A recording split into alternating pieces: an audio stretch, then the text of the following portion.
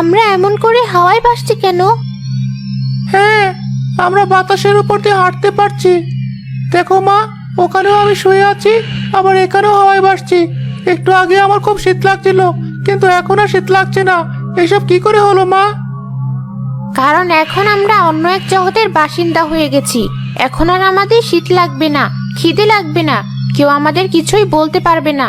আমরা যা ইচ্ছে করতে পারবো। সত্যি মা, আমরা সবকিছু করতে পারবো?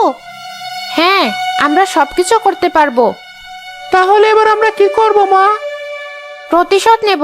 প্রতিশোধ নিতেই আমরা এই জগতে এসেছি। এই জগতের শক্তি দিয়েই আমরা তাদের শাস্তি দেব যারা আমাদের কষ্ট দিয়েছে। চল, আমরা সে কবিরাজের বাড়ি যাব। ও একটা লোভী কবিরাজ, ওর বেঁচে থাকার অধিকার নেই।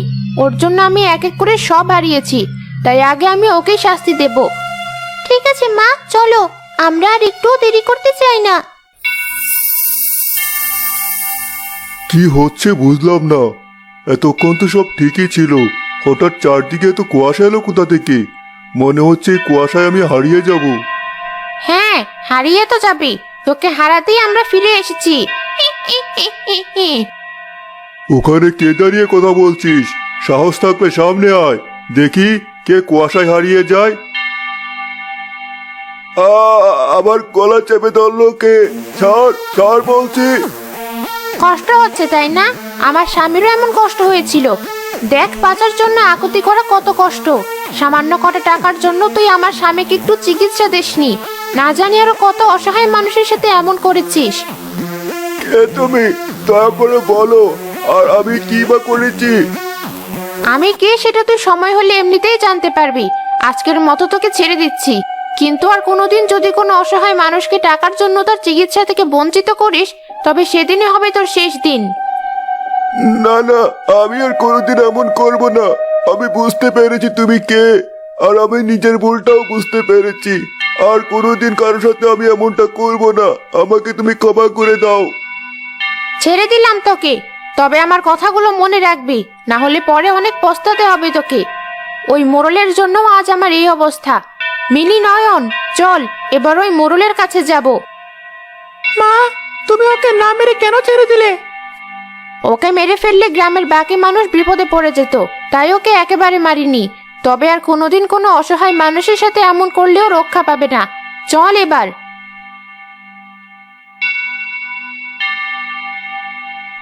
তার মানে গ্রামের ওই পুরো পরিবার মরার পিছনে আমি একা দায়ী নই, মোড়ল মশাইও দায়ী। আমার মোড়ল মশাইয়ের সাথে কথা বলতে হবে, না হলে এই পেতনি আমাকে যে কোনো সময় শেষ করে দেবে।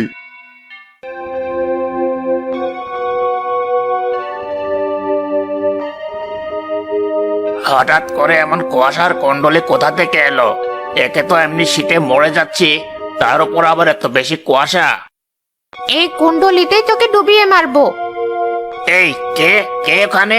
কার এত বড় সাহস আমাকে হুমকি দেয়? আমার ক্ষমতার সম্পর্কে তোর কোনো ধারণা আছে? আবার চার চার, আবার গলা চার। তোর নিঃশ্বাস বন্ধ না হওয়া পর্যন্ত গলা ছাড়বো না। কে তুই? কেন এমন করছিস? এখন আমাকে চিনতে পারছিস না? সামান্য কিছু টাকার জন্য তুই আমার ঘর ভেঙে নিয়ে চলে এসেছিলি। আমরা কেউই শীতে বাঁচতে পারিনি, তোকেও আমি বাঁচতে দেব না। আমার ভুল হয়ে গেছে, ক্ষমা কর আমাকে। আমি আর এমন করব না, ক্ষমা করে দাও আমাকে। বেশ, তোকেও ক্ষমা করলাম, কিন্তু আর কখনো কোনো অসহায় মানুষের সাথে এমন করলে সেদিন আর তুই কোনো ক্ষমা পাবি না। ঠিক আছে ঠিক আছে, আমি আর কারোর সাথে এমন করব না। মা, এখন তাহলে আমরা কি করব? কোথায় থাকবো আমরা? কেন, আমাদের বাড়িতে থাকবো।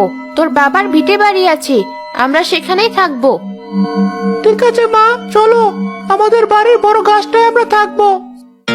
মোড়ল মশাই, আপনি ঠিক আছেন? এই অসময়ে আবার আপনি এখানে কেন? কি হয়েছে? এমনি আমার জান যায় যায় অবস্থা, আবার আপনি কেন এসেছেন? জান কি শুধু আপনার একার যাচ্ছে? জান আমারও যাচ্ছে। ওই সজীবের পেতনি বউ আমার অবস্থাও খারাপ করে দিয়েছে। এখন আমাদের একসাথে কিছু করতে হবে, না হলে আমরা আর বাঁচতে পারবো না। তাহলে কি করব এবার আমরা? আমার জানা এক তান্ত্রিক আছে, তাকে দিয়েই কাজ করতে হবে, না হলে এর সাথে অল্প শক্তির কেউ পারবে না।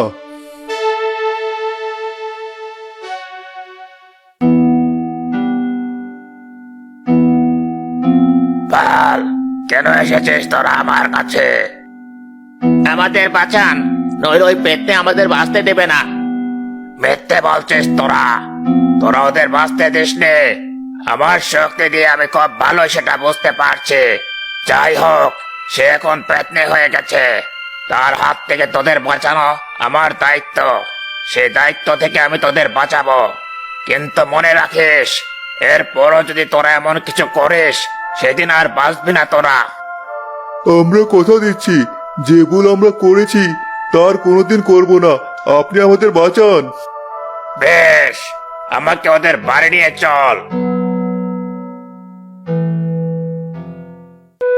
মা, ওই দেখো, শয়তান দুটো কাকে সাথে করে নিয়ে এদিকে আসছে।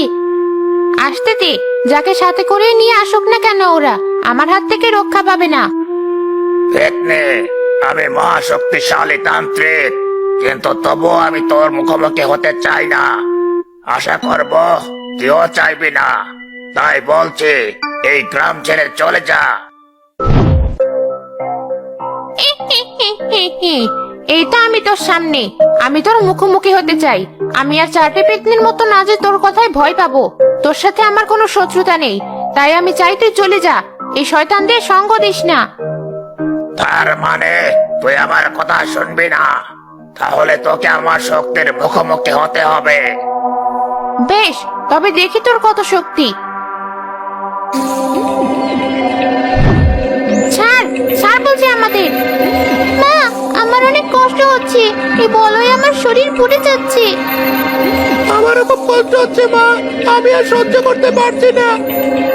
আমার সন্তানদের আর কষ্ট দিস না, ওরা অনেক কষ্ট পেয়েছে, আর কষ্ট দিস না। বেশ, দেব না। তাহলে চলে যা তোরা এই গ্রাম ছেড়ে। বেশ, তাই যাব, তবু আমাদের আর কোনো ক্ষতি করিস না।